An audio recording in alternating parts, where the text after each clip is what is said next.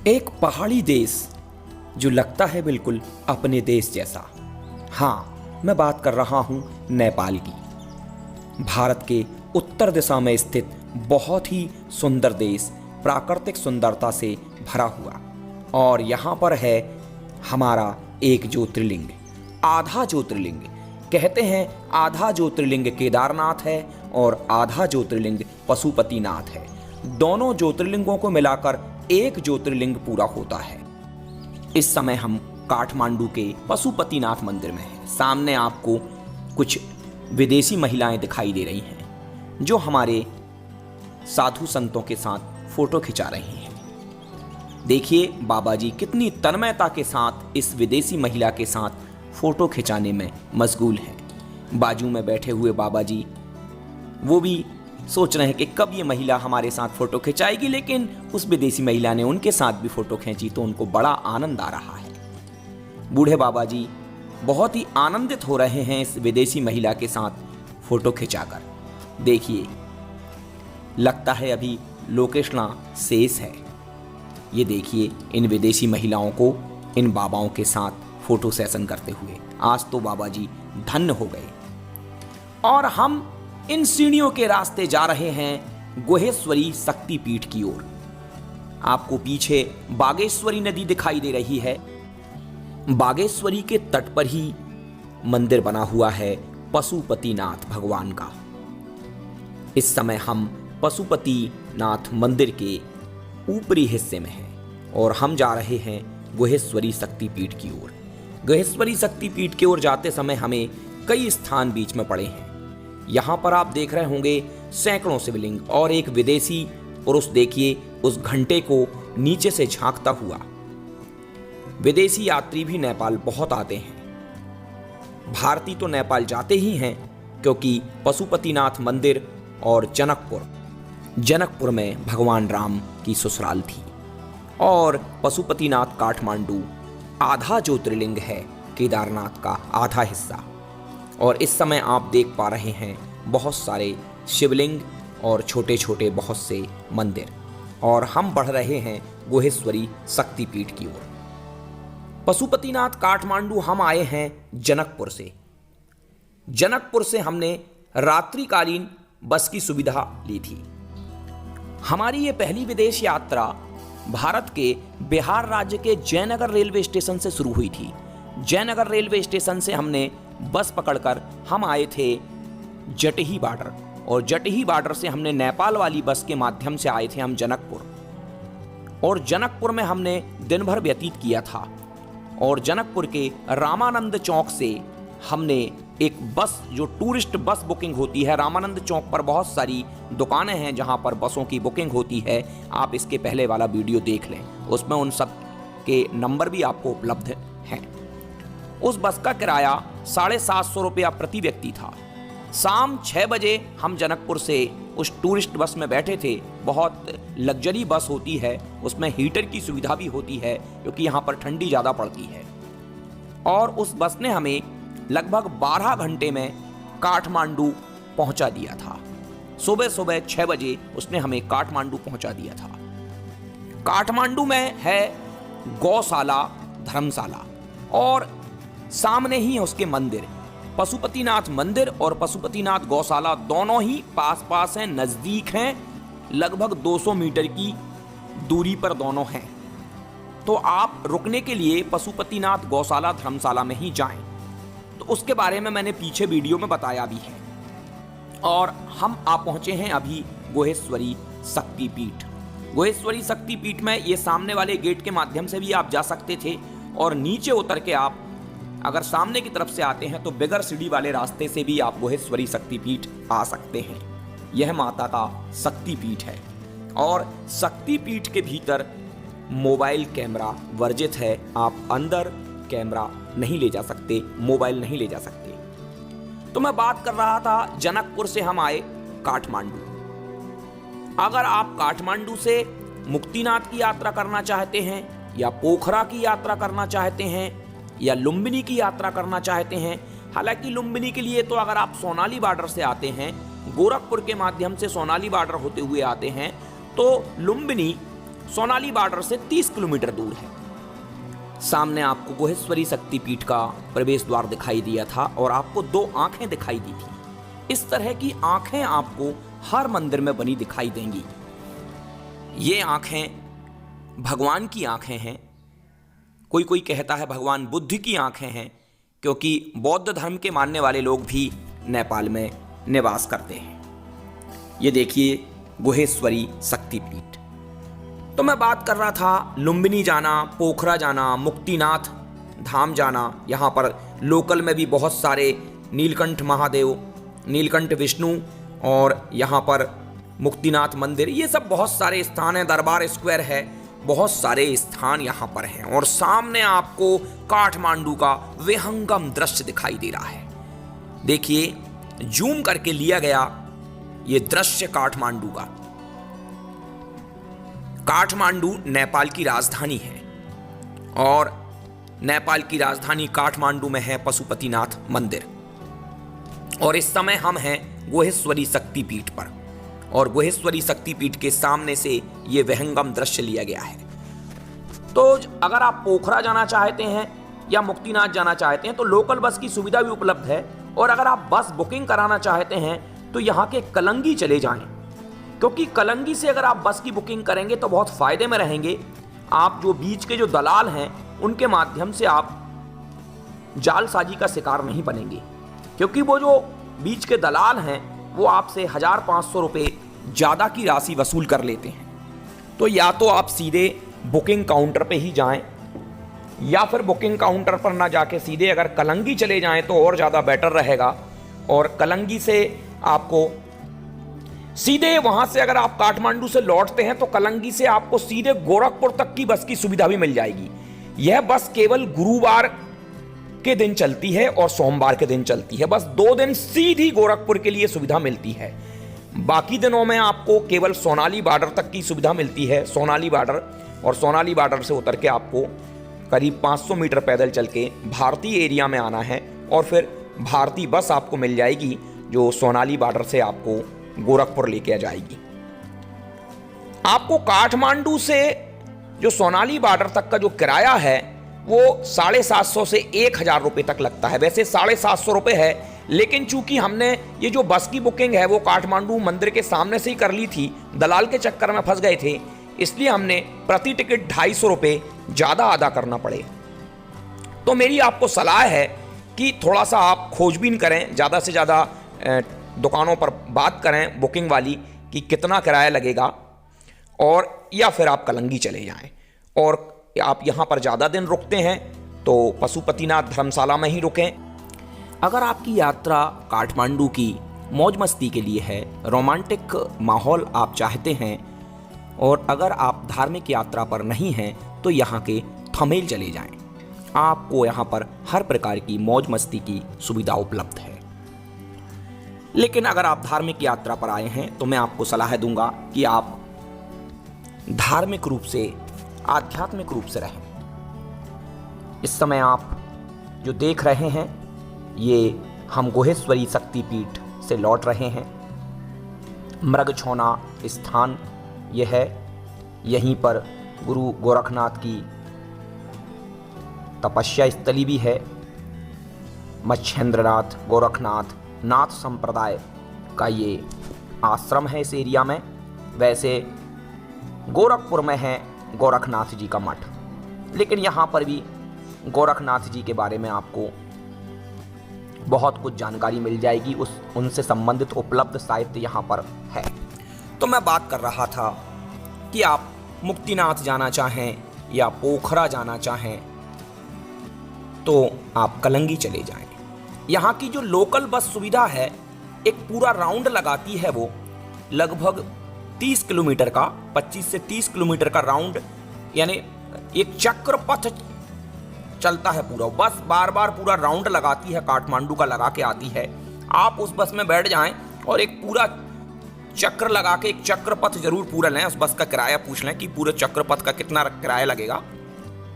कम किराया होगा, ज़्यादा किराया नहीं है। क्योंकि मैं उस चक्र पथ बस में नहीं बैठा, तो आप उस चक्र पथ बस में बैठ के जो पूरा राउंड लगाती है उस बस में बैठ जाएं, जो पूरा आपको जिसके माध्यम से आप पशुपतिनाथ मंदिर आते हैं और आप उनके सामने से जब देखेंगे, इस मंदिर के सामने से वो बसें गुजरते रहती हैं और चक्रपथ उन बसों पर लिखा रहता है। ये देखिए आप, गोरक्षनाथ पीठ सामने आपको दिख रहा था।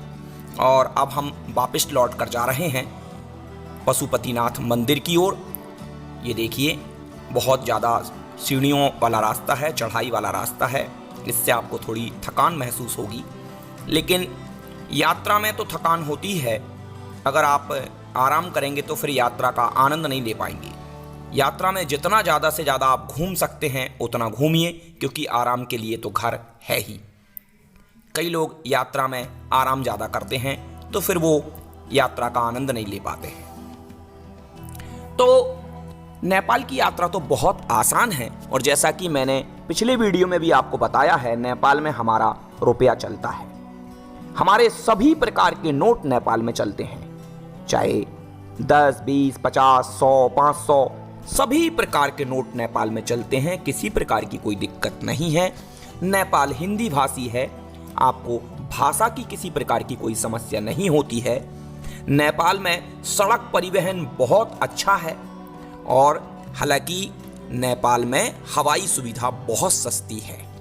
लेकिन चूंकि अभी एक दुर्घटना हो गई थी, काठमांडू से पोखरा के लिए जो हवाई जहाज जा रहा था वो क्रैश हो गया था, जिसमें हमारे 4 भारतीय मारे गए थे। तो लोगों का कहना है कि नेपाल में जो हवाई सुविधा है वो उतनी सुरक्षित नहीं है, लेकिन इतना मैं जरूर कहूँगा कि यहाँ पर हवाई सुविधा बहुत सस्ती है। और हवाई सुविधा ऐसी है जैसे हमारे यहाँ बस की सुविधा है। आपको हर क्षेत्र से जुड़े हुए, अगर आप काठमांडू से पोखरा जाना चाहें, मुक्तिनाथ जाना चाहें, लुम्बिनी जाना चाहें, जनकपुर से अगर आप काठमांडू आना चाहें, सभी सुविधा आपको हवाई जहाज की सुविधा मिल जाएगी। कोई दिक्कत नहीं है। आपको बहुत सस्ते में जनकपुर से काठमांडू का लगभग 2 से 3 हज़ार रुपया किराया होगा काठमांडू का, इससे ज़्यादा नहीं। तो आप वो हवाई सुविधा का लाभ ले सकते हैं। और इस समय हम गुहेश्वरी शक्तिपीठ से लौटते हुए, और ये देखिए सीढ़ियों का चढ़ाव। और अगर आपके मन में इस यात्रा से संबंधित कोई भी प्रश्न उठता है तो आप निश्चित रूप से मेरे से पूछ सकते हैं। लेकिन मैं बार बार फिर से कहूंगा, नेपाल की यात्रा बहुत आसान है, कहीं कोई दिक्कत नहीं है। नेपाल में आपको ऐसा लगेगा ही नहीं कि आप किसी अन्य देश में हैं। बहुत आसान और सरल, क्योंकि किसी प्रकार की, देखो, भाषा की समस्या यहाँ पर है नहीं है। भाषा की समस्या नहीं, हमारे रुपये की समस्या नहीं है, लोगों का व्यवहार भी यहाँ पर अच्छा है बस। लेकिन फिर भी आपको थोड़ा संभल कर रहना है, क्योंकि यहाँ पर आजकल जो लोग हैं वो थोड़ा सा आपको भ्रमित कर देते हैं। अगर आपको जानकारी नहीं होती तो आपको ठग भी लेते हैं। इसके लिए आपको थोड़ा सतर्क रहना होगा, क्योंकि हमारे साथ भी छोटी मोटी धोखाधड़ी हुई है। लेकिन हम इतनी धोखाधड़ी को, क्योंकि हमारे भारत में भी कई लोग ऐसी धोखाधड़ी कर देते हैं, तो उस बात पर मैं ज़्यादा गौर नहीं करूँगा। लेकिन फिर भी आप सतर्क रहें।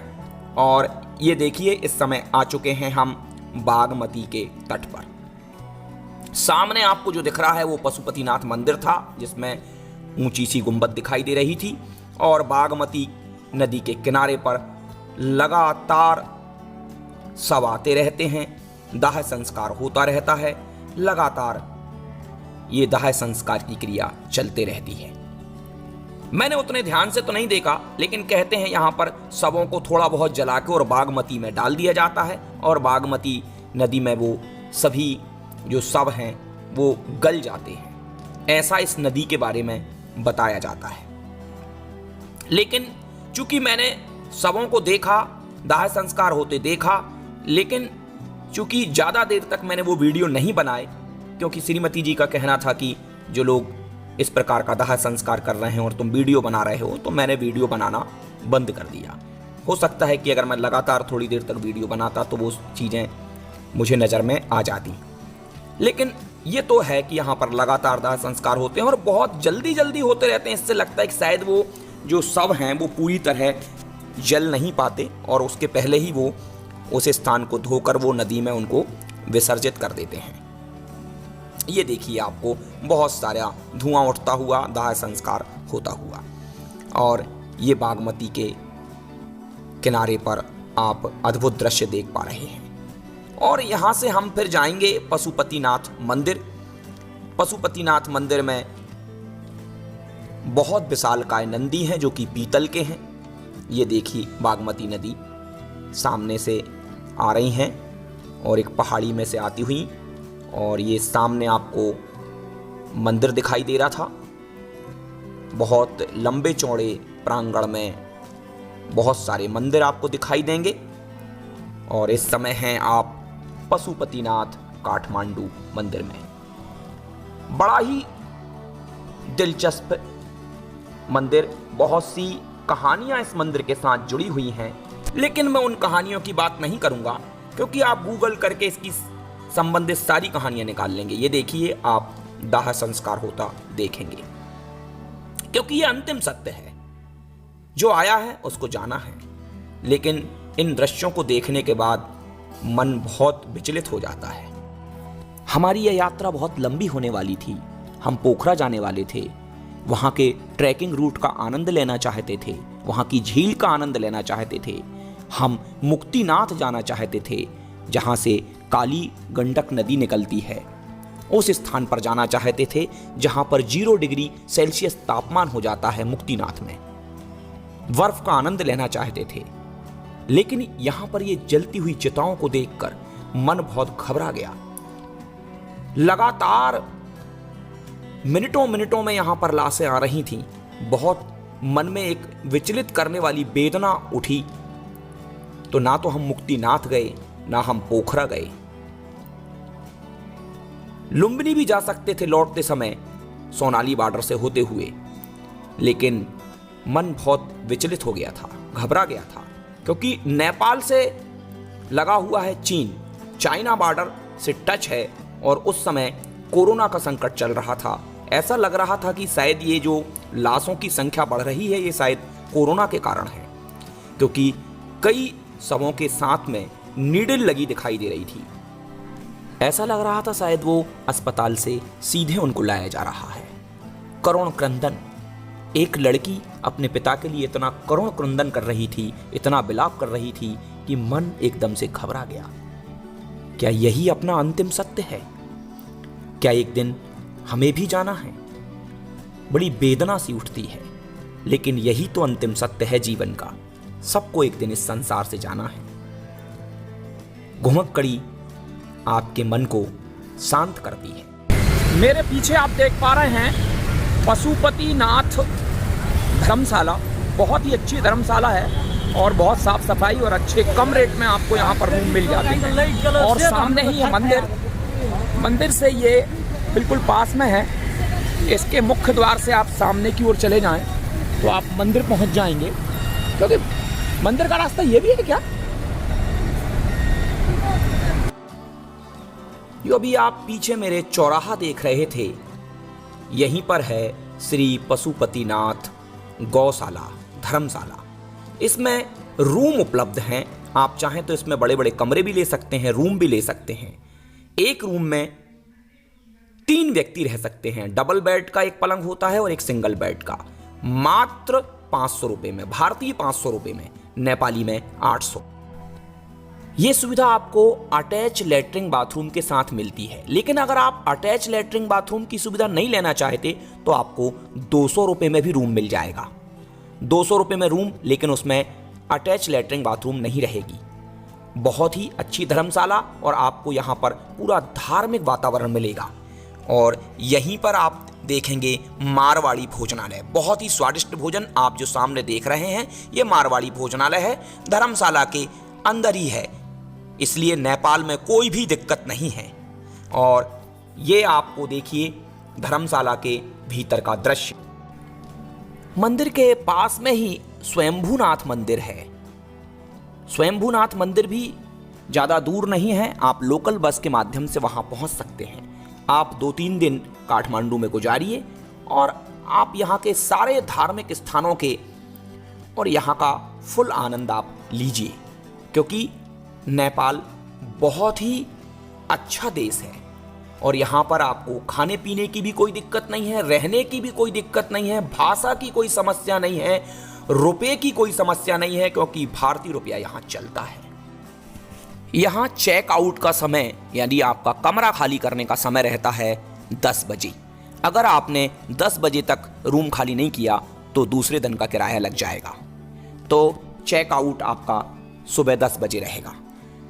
तो नेपाल में आपको कोई दिक्कत नहीं है, खाने की कोई दिक्कत नहीं है, रहने की कोई दिक्कत नहीं है और रुपए की भी कोई समस्या नहीं है, क्योंकि भारतीय रुपया यहाँ चलता है।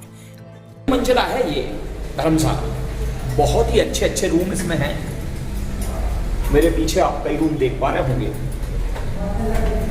नमस्कार, यह है हमारी पहली विदेश यात्रा और हम हैं इस समय नेपाल में।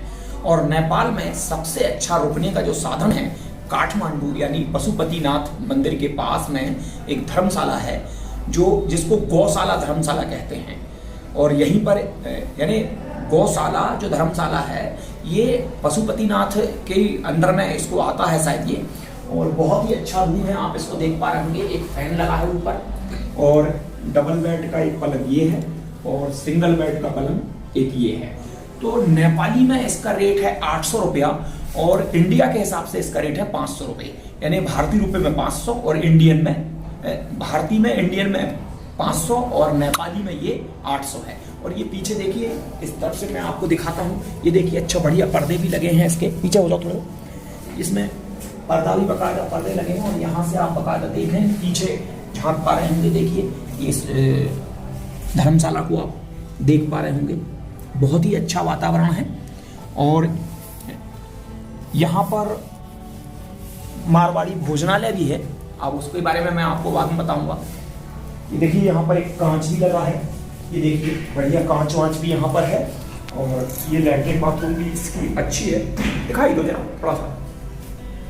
ये देखिए लैट्रिन बाथरूम भी अच्छी है। तो इस तरीके का ये रूम है।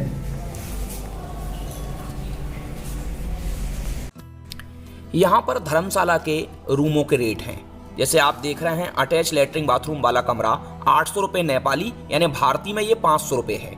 इसमें 3 आदमी रह सकते हैं और 5 आदमी साधारण कमरा 500 रुपये में। तो आप ये सब नेपाली रुपये में यहाँ पर रेट लिखे हुए हैं, क्योंकि हमारा जो 10 रुपया है वो नेपाल में 16 रुपये के बराबर वजन रखता है।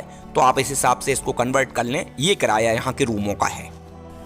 पेज को फॉलो और चैनल को सब्सक्राइब जरूर करें। जय भोलेनाथ की।